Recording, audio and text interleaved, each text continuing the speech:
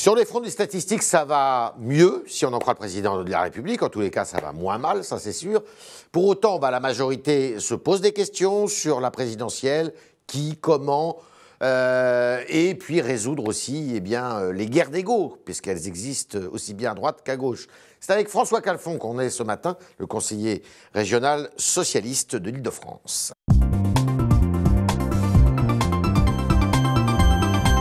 François Calfon, bonjour. Bonjour. Alors, comment va Arnaud Montebourg? Parce que tout le monde sait que vous êtes proche d'Arnaud Montebourg. Écoutez, je crois qu'il va plutôt bien. Ouais. Il regarde le pays forcément à la fois comme citoyen, puisqu'il a repris une vie professionnelle. Ouais, il est conseiller et actif dans certaines sociétés. Voilà, comme entrepreneur même, ce qui n'est pas si courant que ça à gauche. Ouais. Beaucoup de gens parlent de l'entreprise et puis quelques-uns la font. Ouais. Et ensuite, c'est un citoyen engagé qui regarde la situation du pays et qui forcément se pose des questions. Alors, en dehors de ses activités entrepreneuriales, il fait quoi, là, politiquement? Il réfléchit, il met au point un programme, Pour mettre au point un programme, vous l'aidez, pour mettre au point un programme, il faut être dans l'activité politique. Par contre, vous ne pouvez pas empêcher un ancien ministre, par exemple, de regarder quelle est la situation de notre industrie. On vient de voir, il n'y a pas plus de 2 jours dans les Échos, une courbe issue de l'Institut de statistique l'INSEE, que nous sommes pratiquement dans un état de désindustrialisation proche de la Grande-Bretagne et bien loin derrière l'Italie et de pays qui étaient des pays contrastés auparavant. Donc, bien évidemment, l'homme du Made in France, l'homme du redressement productif ne peut qu'être préoccupé par cette situation. Un mot qui avait fait, son succès en 2011, démondialisation, c'est toujours à l'ordre du jour, ça? Écoutez, c'est sans doute une manière de dire, c'est comme ça en tout cas que moi je l'interprète, la bulle financière, qui était une forme exagérée de la mondialisation, dévoyée de la mondialisation, est un véritable problème. Et d'ailleurs, avec les Panama Papers, on a bien vu à quel point il y avait une influence tout à fait néfaste de la finance dans les questions de mondialisation. Mais on pourrait rajouter la question de l'optimisation fiscale des grandes firmes mondiales qui se jouent des États nationaux et même des ensembles plus importants comme l'Europe. Ce qui n'est pas nouveau, mais ce qui s'est accentué. C'est terriblement accentué, oui. À quelles conditions et sur quelle base il pourrait être candidat à la présidence? Comme vous allez vite, Yves Tréhard. Moi, je suis journaliste, c'est vous qui m'informez. Vous avez raison. Ce qui est d'important, c'est de savoir que dans la vie politique, l'élection présidentielle est un rendez-vous extrêmement clé. Les élections intermédiaires ne déterminent clé en France, ne déterminent que peu de choses. Un homme de gauche, un citoyen engagé, ne peut que regarder quoi? La situation du pays, le désarroi des catégories populaires, et puis le désarroi vis-à-vis de la gauche qui pourrait, par exemple, conduire à un Front National en situation de force. Ce que donnent les sondages, d'ailleurs. Et malheureusement, bien évidemment, les sondages ne sont pas les oracles de la vie politique, mais on ne peut qu'être inquiet en voyant que le président de la République sortant serait, selon certaines estimations, battu, y compris par Marine Le Pen. C'est donc une situation délicate. Donc Arnaud Montebourg pourrait arriver, là, alors. Reste à savoir quels sont celles et ceux qui peuvent jouer un rôle actif au redressement productif de la gauche. Il a beaucoup de soutien parmi les élus, dans l'appareil. Ce qui est intéressant. Il a fait un bon score, absolument. Il était parti à quelques-uns avec le concept de démondialisation que vous avez rappelé à nos téléspectateurs, et il avait fait 17% des voix, ce qui est tout à fait important. Mais au-delà de ça, et finalement ce qui compose l'équation d'Arnaud Montebourg, c'est sa capacité à finalement mobiliser des chefs de petites entreprises, de PME, des militants de gauche. Il est populaire dans les chefs d'entreprise de PME?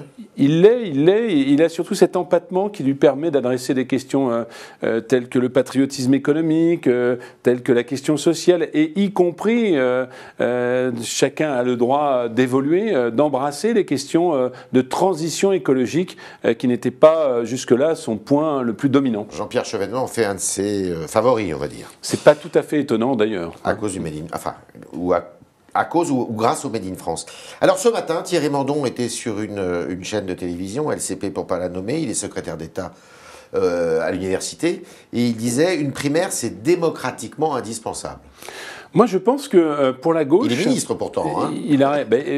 C'est aussi un socialiste qui... Avec Hollande, il n'exclut pas Hollande de cette primaire. Alors allons-y, d'abord c'est démocratiquement indispensable. Je rappelle, puisque vous parliez d'Arnaud Montebourg, que c'est lui qui a importé ce système des primaires en France.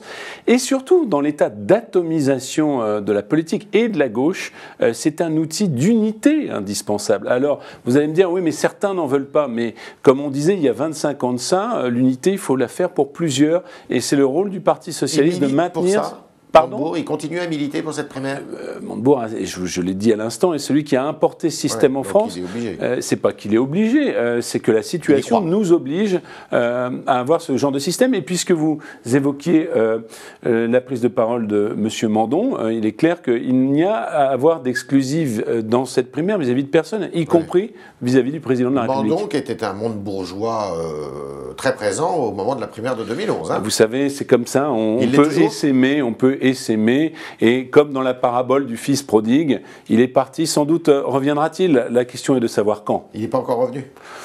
Il s'ébroue, comme disait Lionel Jospin, dans le champ de la démocratie, et il conduit un parcours ministériel. Alors, quand Emmanuel Macron dit ministre de l'économie, il faut renouveler l'offre, vous êtes d'accord avec lui? Vous savez, déjà, moi, je voudrais revenir un peu sur la personnalité d'Emmanuel Macron. Il est sans doute talentueux, mais à un moment donné, il a un petit côté Rastignac qui brûle les étapes et qui, quelque part, fait ses besoins dans la main de celui qui l'a nourri.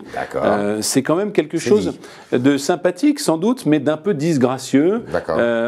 À être trop pressé, on finit par trébucher, et je lui conseille donc, mais finalement c'est peut-être à François Hollande ou Manuel Valls de le faire mieux que moi, d'embrasser un principe qui, dans cette nouvelle génération, manifestement est un principe peu connu, qui est le principe de loyauté. D'accord. Ou alors il démissionne du gouvernement. Pour citer Jean-Pierre Chevènement, à force de l'ouvrir, il serait peut-être temps qu'il démissionnât. Alors néanmoins, il y a un sondage Elab qui est sorti hier et qui montre que la candidature d'Emmanuel Macron, c'est le seul qui arriverait en tête au premier tour de la présidentielle, devant tout le monde, y compris devant Marine Le Pen. 25%, Le Pen, Marine, 24%, Nicolas Sarkozy, c'était lui, 18%. Alors, ni Hollande ni Valls ne font aussi bien. Eux, ils seraient éliminés. C'est un OPNI, c'est un objet politique non identifié, Emmanuel Macron. C'est d'ailleurs pour ça que les Français l'aiment bien, parce que derrière cette popularité, je me suis permis de lui donner un conseil très modestement, il y a quand même cette volonté des Français, finalement, de dépasser le cadre des vieux partis politiques où, finalement, les gens ne sont pas libres de dire ce qu'ils pensent. Ils sont bridés parce qu'ils sont tenus par des investitures.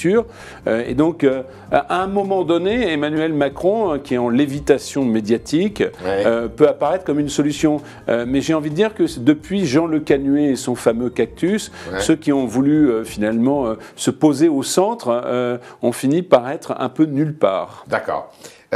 C'est au président de la République de trancher pour Macron ? C'est ce que dit Manuel Valls. Je pense qu'il est membre d'un gouvernement, membre d'une équipe gouvernementale. Et puisqu'on est dans la jurisprudence, je crois qu'il y en a qui ont été démis de leurs fonctions pour bien moins que cela. Et puisqu'on nous dit et la gauche, il y a là sans doute une perte de loyauté, une perte de ligne politique qui mériterait plus qu'un recadrage. C'est pas votre truc, et la gauche ? Non, mais vous savez, je préfère la preuve aux incantations.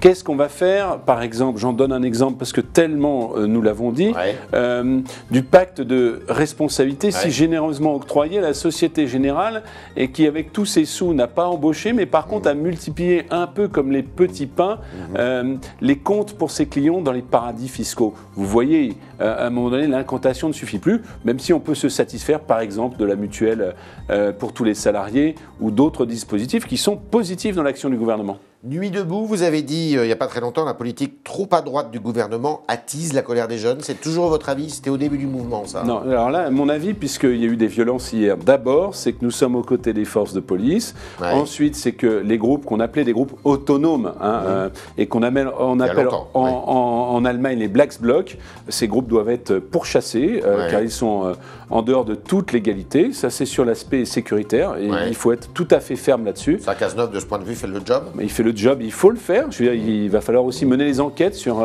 c'est compatible, ces manifs, avec l'état d'urgence, d'ailleurs? Je crois que les manifestations sociales sont compatibles avec l'état d'urgence. À un moment donné, les troubles à l'ordre public, état d'urgence ou non, doivent être sanctionnés. Ce que ça traduit, puisque c'était votre question, c'est quand même le fait qu'il n'y a pas de débouché politique à un certain désarroi social et un certain trouble, effectivement. Et c'est pas eux qui vont le trouver, c'est pas les Nuits debout qui vont le trouver, ce débouché politique?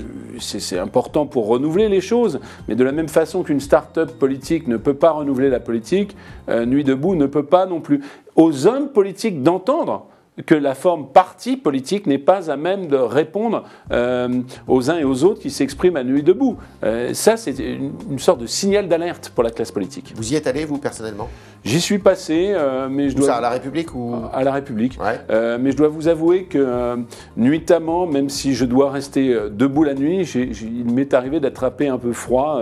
Sans doute dois-je ça à mes articulations parfois vieillissantes. Oh C'était le talk de François Calfon qui nous a dit l'OPNI, objet politique non identifié qu'était Macron, devait décider d'être dedans ou dehors. En tous les cas, il ne peut pas faire dans la main de celui qui l'a nommé. C'est ainsi que les choses ont été joliment dites. Et Montebourg, Montebourg, il travaille, il regarde, on ne peut pas en dire trop, mais... il n'est pas absent, il regarde de près ce qui se passe dans la vie politique française. Quant à Nuit debout, Nuit debout, c'est effectivement la manifestation d'une colère, mais il faut que cette colère soit organisée. Et pour le moment, c'est loin d'être le cas, nous dit François Calfon, qui reste optimiste quand même pour l'avenir. Toujours. L'optimisme de la volonté. Merci. Bonne journée.